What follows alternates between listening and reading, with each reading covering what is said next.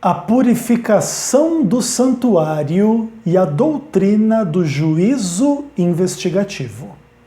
Eu sou Ezequiel Gomes, você está no canal Vem Senhor Jesus e hoje a gente continua a nossa saga estudando aquela que é a doutrina adventista por excelência, a doutrina do juízo investigativo.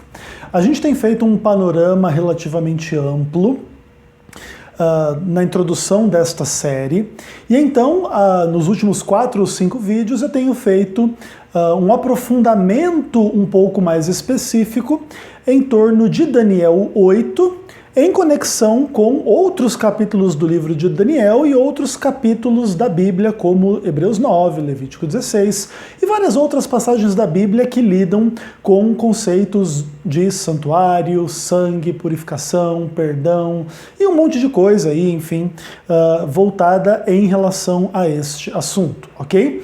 E no vídeo de hoje nós vamos tratar de um dos âmagos da discussão da doutrina do juízo investigativo, que é a questão da purificação do santuário em Daniel 8,14, especialmente no contexto dos versos 9 a 14.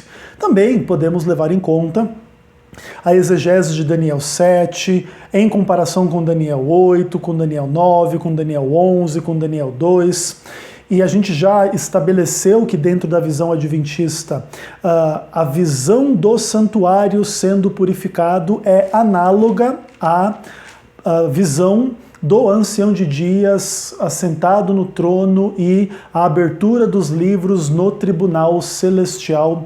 E ali chega o Filho do Homem até o ancião de dias e depois os santos do Altíssimo recebem o reino e a eternidade, tá bom? Então, dentro da visão adventista, a purificação do santuário é este juízo de Daniel 7. E naturalmente a gente está devagarzinho construindo esta ideia, tá bom? A gente ainda vai gastar um certo tempo com Daniel 8, talvez mais 2 ou 3 vídeos aí de 20 minutos, meia hora de conteúdo. Então, pelo menos mais 1h30 de conteúdo aí focados em Daniel 8, para depois a gente fazer uma amarra em relação às convicções adventistas em torno do assunto, para depois a gente passar para análises mais detidas de Levítico, de Hebreus e de Apocalipse, antes a gente conseguir terminar a nossa série. Inicialmente, inclusive, eu pensei que a gente poderia terminar essa série dentro aí de uns 15 vídeos, mas eu estou entendendo que provavelmente essa série vai estender para mais de 20, talvez 30 vídeos, para a gente fazer essa introdução à doutrina do juízo investigativo de uma forma um pouco mais tranquila, detalhada, estabelecendo as bases bíblicas daquilo que é a fé adventista em torno desses temas. A gente sempre gosta de dizer que existem entendimentos contrários. Alguns dos entendimentos contrários à fé adventista são questionamentos ridículos, outros são questionamentos muito bons e interessantes e que merecem ser levados com toda a seriedade, tá bom? Existem muitas implicações relativas ao estudo da Bíblia, a exegese, a história, a hermenêutica, as análises linguísticas em torno dessas questões como um todo, dentro das críticas mais pertinentes e mais interessantes, tá? Então acho que vai valer a pena a gente fazer isso lá na frente, fazer uma análise dessas críticas e fazer uma resposta a essas críticas, mas lembre-se que nós estamos dentro de um projeto que vai demorar aí meses, tá bom? Pra gente estabelecer as bases. Então vamos pensar aí dentro desses 20, 30 vídeos que eu vou fazer inicialmente. Depois eu vou responder as críticas provenientes da TV Caminho Livre e talvez de outros internautas que estão colocando dúvidas e questionamentos aí nos comentários dos vídeos. Alguns deles muito bons, inclusive, os questionamentos. Para a gente poder, de fato, depois então responder essas questões de uma forma um pouco mais ampla e profunda. Beleza, pessoal? Então tá bom. Então vamos lá. Daniel 8, vamos agora para o âmago da questão da purificação do santuário. A gente lê a partir do verso 9, onde diz que de um deles saiu um chifre pequeno e se tornou muito forte para o sul, para o oriente, para a terra gloriosa. Cresceu até atingir o exército dos céus, e alguns do exército e das estrelas lançou por terra e os pisou. Sim, engrandeceu-se até o príncipe do exército, dele tirou o diário, e o lugar do seu santuário foi deitado abaixo. O exército lhe foi entregue o exército lhe foi entregue com o diário por causa das suas transgressões e deitou a verdade por terra e o que fez prosperou. Depois ouvi um santo que falava, e disse outro santo àquele que falava: até quando durará a visão do diário e da transgressão assoladora, visão na qual é entregue o santuário e o exército a fim de serem pisados? Ele me disse: até 2.300 tardes e manhãs o santuário será purificado. A despeito das polêmicas e entendimentos contrários à fé adventista, a nossa convicção é que Daniel 8, versos 9 a 14, tratam de uma situação muito interessante, onde o chifre pequeno ataca o ministério do príncipe do santuário no lugar santo, o que gera o questionamento sobre o dia da expiação e o lugar santíssimo, que é justamente a referência que o anjo faz em Daniel 8,14. A purificação do santuário virá após 2.300 tardes e manhãs. Beleza? Naturalmente também a gente vai precisar ainda trabalhar um pouco esse período profético, toda a questão do princípio dia-ano, inclusive esse vai ser o tópico do próximo vídeo depois desse. E a gente hoje vai se deter em outras questões, especialmente em torno do vocabulário purificação, aqui em Daniel 8,14. Ali o verbo tzadak, né? SDK, que inclusive é uma coisa interessante de vocês saberem que a língua hebraica originalmente não tem vogais, então muitos dos verbos são conhecidos pelas suas consoantes, então SDK, em várias variações dentro dos troncos verbais da língua hebraica, representam, vamos pensar assim, uma família de um verbo.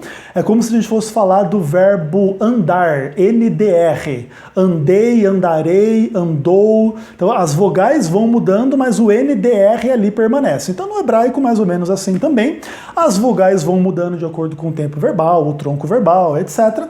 Mas a raiz SDK, tzadak, Sadaká, Sedak, etc., um monte de divisões aí, é sempre a mesma, e é aí a questão da purificação, da justificação, da reconsagração do santuário e tal, que é uma questão interessante e importante em relação a este texto como um todo, uma vez que esse é o ápice da argumentação de todo o capítulo 8. Dentro desse contexto desesperador da obra do chifre pequeno, existe um limite para tudo isso, e até 2.300 tardes e manhãs, e o santuário será purificado, ok? Beleza. Então assim, antes da gente tratar de uma forma mais profunda a questão de tzadak, em Daniel 8,14, vamos tentar trabalhar isso dentro da Bíblia de uma forma um pouquinho mais ampla, tá bom? Uma coisa importante de entender é que é o seguinte, existem várias traduções de Bíblias diferentes em relação a esse verbo em Daniel 8,14. Alguns traduzem assim: e o santuário será purificado. Outros traduzem: o santuário será vindicado, o santuário será restaurado à sua condição legítima, o santuário será reconsagrado, o santuário será rededicado. Então são inúmeras possibilidades de interpretação deste verbo dentro do contexto de Daniel 8,14. E aí a gente começa dizendo o seguinte: esse verbo é muito comum dentro do contexto dos rituais, dos cultos em torno do santuário. Em especial no livro dos Salmos, mas não somente. Mas ele existe muito fortemente associado ao culto no santuário dentro do livro dos Salmos. E é bacana a gente avaliar alguns desses salmos em relação a algumas questões interessantes. Por exemplo, Salmo de número 24. Ali a Bíblia coloca uma questão interessante. Ela apresenta como se fosse um adorador do Antigo Testamento, um israelita, se questionando em torno da sua fé, da sua, enfim, participação no culto do santuário terrestre. Aí ele se pergunta, né, quem subirá ao monte do Senhor e quem permanecerá no seu santo lugar? Então imagina o respeito que o israelita tinha em relação lá ao culto do templo terrestre, ou pelo menos o israelita que de fato era piedoso, cria em Deus, na palavra de Deus, na revelação. E ali existe uma resposta que entendemos ser uma resposta sacerdotal. Então, Salmo 24, né? Quem poderá permanecer no santo lugar, no santuário de Deus? Aí a resposta sacerdotal. O que é limpo de mãos e puro de coração, não entrega sua alma à falsidade, nem jura dolosamente. Esse obterá do Senhor a bênção e a justiça do Deus da sua salvação. Olha que coisa interessante, o israelita se questiona se ele vai poder morar com Deus no santuário de Deus e etc. E a resposta é que sim, desde que ele cumpra alguns requisitos. E o que mais nos chama a atenção aqui é que o israelita fiel vai obter do Senhor a bênção e a justiça, a sedaká, a tzadak, do Deus da sua salvação. Provavelmente esse tipo de texto é o tipo de texto que é a intelecção fundamental por detrás da doutrina da justificação pela fé. O Deus da salvação dá justiça àquele que lhe busca e lhe dá o perdão dos pecados, que é um tema também muito importante dentro do culto do santuário em relação a esta questão como um todo. Veja, por exemplo, o Salmo 32. Bem-aventurado aquele cuja iniquidade é perdoada, cujo pecado é coberto. Aí o salmista diz que ele confessou o pecado, a iniquidade não ocultou, e ele disse, vou de alguma maneira aí confessar ao Senhor as minhas transgressões. Aí o que acontece no final do Salmo 32? Alegrai-vos no Senhor e regozijai-vos, ó justos, também tzadak, os sadakim, né, nesse caso, os justos no plural. Então que coisa interessante. Quem é o tzadak, o justo, o purificado, o santificado, o justificado, aquele que está numa relação correta com Deus? É aquele que tem a iniquidade, o pecado coberto, a iniquidade não ocultou, confessou e foi então perdoado das suas transgressões. Então olha que coisa interessante, para ser justo diante de Deus, o que deve ser cumprido da parte do ser humano não é uma vida sem pecado, mas é uma vida de arrependimento dos seus pecados. E quem se arrepende, então pode se alegrar e se regozijar como se fosse, ou como sendo na presença de Deus, sadakim, ou sadikim, justo, né? Inclusive dentro de todo o contexto do ritual do santuário, onde ali oferecia-se o sacrifício, a expiação e todos os rituais em torno aí da purificação do santuário e tal, que era diretamente relacionado a todo esse sistema de purificação do pecado, perdão do pecado, justificação e salvação, já desde o contexto do Antigo Testamento, tá bom? Beleza, bacana. Uma outra coisa importante da gente entender é que o conceito do justo, o tzadak, o sadakim e etc., é análogo ao conceito do puro, tá bom? E isso é bastante interessante da gente perceber. O puro em termos rituais é o justo em termos espirituais.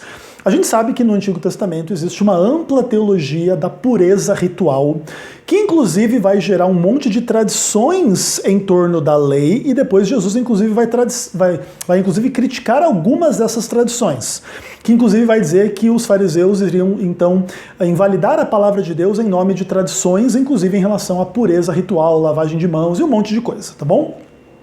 Seja como for, Jesus não se levanta contra os regulamentos divinos, mas contra as leis humanas que muitas vezes tornam os regulamentos divinos ou nulos ou um fardo, um peso de serem cumpridos, tá bom? Então aí já começa uma questão interessante. Todo aquele contexto do Antigo Testamento de pureza ritual tem, de alguma maneira, assim, uma forma de ressoar o conceito de pureza espiritual a partir do perdão dos pecados que era conseguido lá no ritual do santuário, o derramamento do sangue do cordeiro e aquelas coisas todas que a gente já tem um pouco de noção, beleza?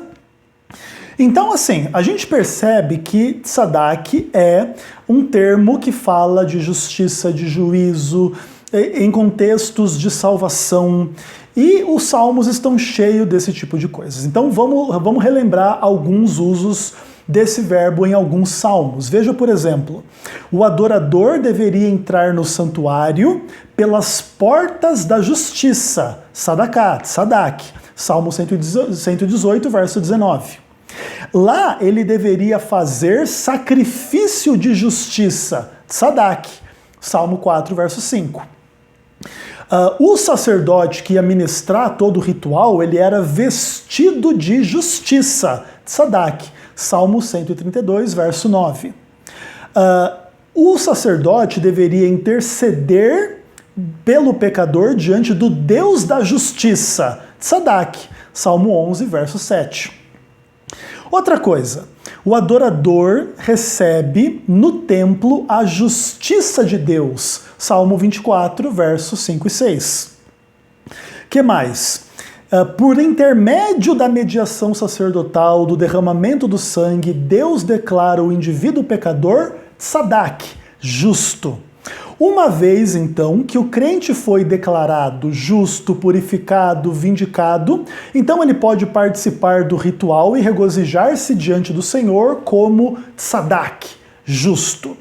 Então, beleza, esse é um resumo, bem resumido, desta ideia de purificação, justificação, santificação, colocação em condição correta diante de Deus em contextos rituais, que acontecia em relação ao pecador. Agora a gente está um pouquinho mais bem preparado para tratar da questão de Tzadak em Daniel 8,14. A partir daqui, eu vou ler um pouquinho desse artigo que li no último vídeo também, do Ángel Manuel Rodrigues, falando aqui de Tzadak em Daniel 8,14. Beleza? Então vou ler e vou comentar com vocês um pouco algumas questões, para a gente poder ter em mente algumas questões exegéticas, contextuais, bastante interessantes e amplas em relação ao tema. Beleza? Então vamos lá. O Ángel Manuel Rodrigues escreve o seguinte: nossa análise anterior mostrou que a raiz SDK, Tzadak, é usada em diferentes lugares, juntamente com o vocabulário e a ideologia cultual. Então, no meio dessas questões cultuais de sacrifício, louvor, derramamento de sangue, mediação sacerdotal, o povo é declarado justo, pelo menos o povo que se arrepende do pecado e que busca a Deus no seu santuário. Beleza. É, portanto, muito normal encontrar Tzadak em Daniel 8,14, rodeado também de um vocabulário cultual. No último vídeo, creio inclusive talvez nos últimos 2 vídeos, a gente falou um pouco desta questão da linguagem cultual em Daniel 8. Falamos inclusive lá do carneiro e do bode, que eram animais sacrificados no dia da expiação, no ritual do santuário. Falamos de chifres, que também eram chifres, por exemplo, que referem-se de alguma forma, talvez secundariamente, aos chifres do altar lá do santuário, e um monte de expressões como tamid, que era o diário, a ministração diária no santuário, e um monte de coisas que eu não vou retomar aqui: o príncipe do santuário, o lugar do santuário, o próprio santuário, são todos termos cultuais usados, ok? Dentro do contexto de Daniel 8, e agora no meio daquilo tudo está a ideia de santificação, purificação, restauração à condição correta, rededicação e coisas desse tipo. Beleza, maravilha. Então assim, olha, o que torna o uso de Tzadak particularmente difícil em Daniel 8,14 é o fato de sua forma verbal, neste caso Nizdak, ser a única do Antigo Testamento, que é a forma nifal do verbo Tzadak. A gente não vai dar aula de hebraico aqui, mas os verbos hebraicos funcionam de acordo com troncos verbais, que de acordo com cada tronco, kal, nifal, piel, poal, um monte de troncos verbais. Nesse caso, Tzadak está no tronco nifal, ok? E aí ele altera o sentido do verbo em certo sentido, e aqui nesse caso o verbo se torna passivo. Por isso a ideia é: o santuário será purificado, tá? Aí essa ideia é por causa justamente desse tronco verbal, e é a única vez que o verbo ocorre aqui dentro desse tronco verbal na palavra de Deus, o que cria naturalmente uma situação singular de um texto singular na palavra de Deus. Continuando.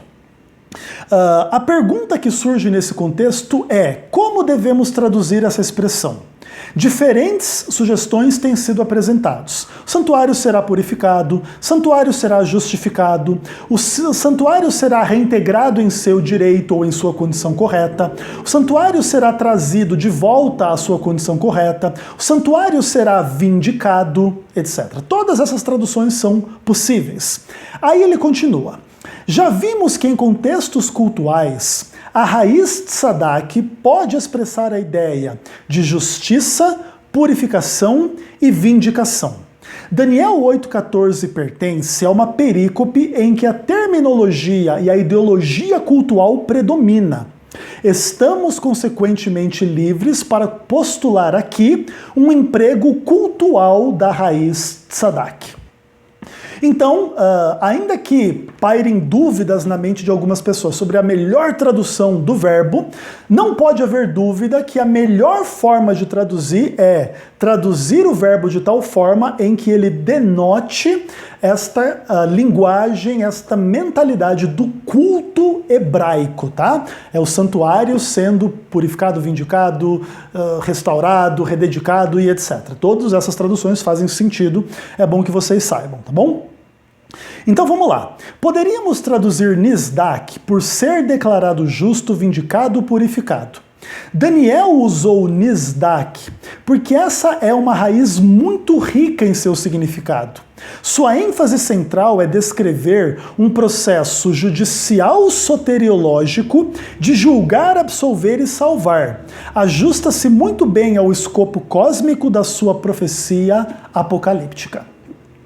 Então, uma coisa importante da gente começar a entender que o entendimento adventista sobre a purificação do santuário ser o juízo investigativo de Daniel 7 é que este juízo e esta purificação do santuário tem por vistas a salvação. Naturalmente, a gente vai ter que trabalhar o oposto da salvação, que é a questão da condenação. Como que isso acontece ou não acontece nos termos do juízo investigativo. E aí entra uma ampla discussão soteriológica que nós vamos fazer nesta série. Depois que eu acabar a minha análise de Daniel 8 nos próximos 2 ou 3 vídeos, a gente vai voltar ao livro de Levítico e a partir de Levítico nós vamos estudar muitas questões relativas à expiação e a soteriologia de uma forma geral, inclusive também fazendo pontes em relação ao entendimento do Novo Testamento sobre salvação. Mas fica muito claro que aqui, seja o que for, Daniel 8,14 se refere a uma purificação cultual de um santuário com vistas à salvação, ok? Beleza, continuando. Daniel 8,14 aponta para um tempo em que o santuário seria declarado justo, seria purificado, seria vindicado. Havia tal tempo dentro do calendário hebraico? O dia da expiação era o único momento no ritual hebraico em que tal pronunciamento poderia ser uma realidade. Essa, nos parece, é a única conclusão lógica a que alguém familiarizado com o ritual israelita poderia chegar. A gente já falou um pouco sobre as conexões entre Daniel 8 e Levítico 16. Nós vamos nos aprofundar nisso, sem ser no próximo vídeo, no outro, mas é legal a gente fazendo a amarração toda e a gente vai percebendo que existe o conceito de purificação do santuário em Levítico 16. E aqui aparece, dentro do contexto ritual, em Daniel 8. Essa é uma das razões pelas quais vemos paralelo ou relação linguística, contextual e temática entre os dois capítulos, tá bom? Então, beleza, o que mais? O dia da expiação era o único momento em que o pronunciamento poderia ser uma realidade. O dia da expiação era o único dia do ritual em que o santuário era purificado. Além disso, o contexto de Daniel 8 apoia a nossa conclusão.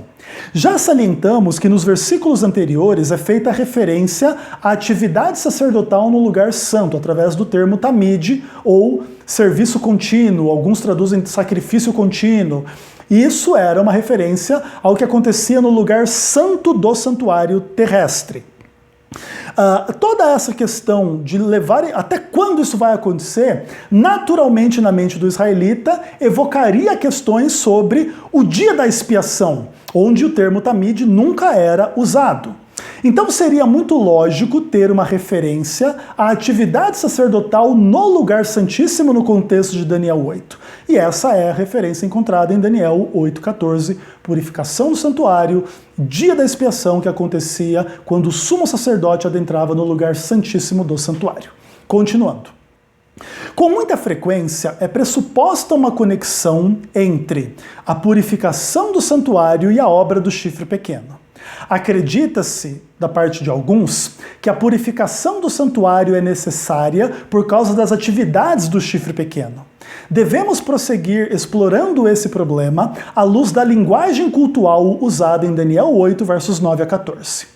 Vimos que a atividade do chifre pequeno é anticultual, anti-Deus, contra Deus. O chifre pequeno é bem sucedido em vencer o exército, vencer o santuário, controlar o tamide, a obra sacerdotal no lugar santo. Em tudo isso, o chifre pequeno prosperou, e a pergunta óbvia nesse contexto era: até quando? Então vem a resposta: até 2.300 tardes e manhãs. Então o santuário será purificado. No versículo 13 é suscitada a pergunta que tem a ver com o fim da atividade do chifre pequeno. A pergunta tem que ver com o fim do período de tempo. A resposta é clara: a visão e a atividade do chifre pequeno continuarão até o final desses 2.300 dias, até o tempo em que o santuário seria purificado, isto é, até o dia da expiação. A purificação do santuário, mencionada no versículo 14, não é efetuada por causa do chifre pequeno. Já indicamos que o vocabulário cultual em Daniel 8, versos 9 a 14, não fornece nenhuma evidência que apoie a ideia de que é o chifre pequeno que contamina o santuário. É dito a Daniel que o chifre pequeno afetaria a obra do príncipe no lugar santo e não seria capaz de intervir em sua obra no lugar santíssimo. Essa obra se iniciaria no final dos 2.300 dias e poria um fim ao controle do chifre pequeno sobre o santuário. Se a purificação do santuário em Daniel 8,14 não é uma necessidade criada pela obra do chifre pequeno, ficamos com a importante pergunta: por que então o santuário precisaria ser purificado? O contexto imediato não responde essa pergunta, mas note, o tamide é mencionado nos versículos anteriores. E não nos é dito por que ele é importante e necessário, nem mesmo a que ele se refere. Quando quisermos saber o que é o tamide, teremos de recorrer ao que ele era em termos cultuais, do todo o ritual do santuário. Portanto, se agora queremos saber o que é a purificação do santuário e por que ela é necessária, devemos voltar e examinar o ritual do dia da expiação no culto hebraico. Portanto, é correto, exegeticamente, avaliarmos Levítico 16 no contexto de Daniel 8. Bom, sinceramente eu acredito que toda essa argumentação talvez não seja a mais simples de todo mundo entender. Para tentar ser bastante claro e bastante didático para fechar esse vídeo, eu gostaria de dizer para você o seguinte: toda a questão da purificação do santuário é central em Daniel 8, porque é a resposta a um dilema extremamente complexo. No contexto de lutas entre reinos e guerras e chifres e obra maligna, que não somente acontece na terra, mas se direciona contra o céu, contra o príncipe do exército do céu, e derruba o santuário, a estrela, os exércitos, e a obra no lugar santo, o sacrifício contínuo ou o serviço contínuo do santuário é jogado por terra, deitado abaixo, a verdade é jogada por terra e deitada abaixo. Em paralelo com Daniel 7, a lei de Deus é jogada por terra e deitada abaixo. No meio dessa cena absolutamente caótica, surge uma resposta celestial. Até 2.300 tardes e manhãs e vai acontecer uma coisa maravilhosa. Tudo isso que é essa confusão maligna, de alguma maneira agora está eclipsado pela imagem de que o santuário será purificado.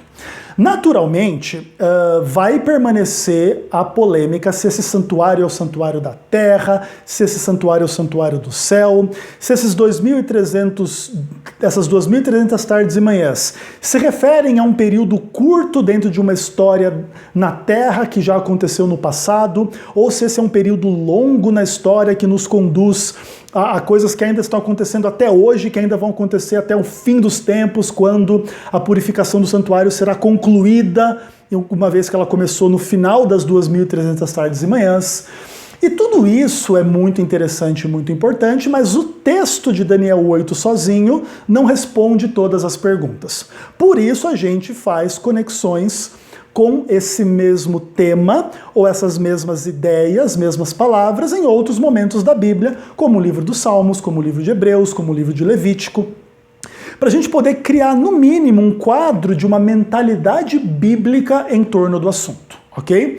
Isso é o mais importante da gente estabelecer, antes da gente se aprofundar um pouquinho mais sobre a que realidade, de fato, essa profecia se refere. E a gente vai se aprofundar um pouquinho mais nesse ponto, a que isso se refere em termos temporais, a partir da relação entre Daniel 8 e as 2.300 tardes e manhãs, e Daniel 9 e a profecia absolutamente fantástica das 70 semanas. Mas esse é o tema do próximo vídeo.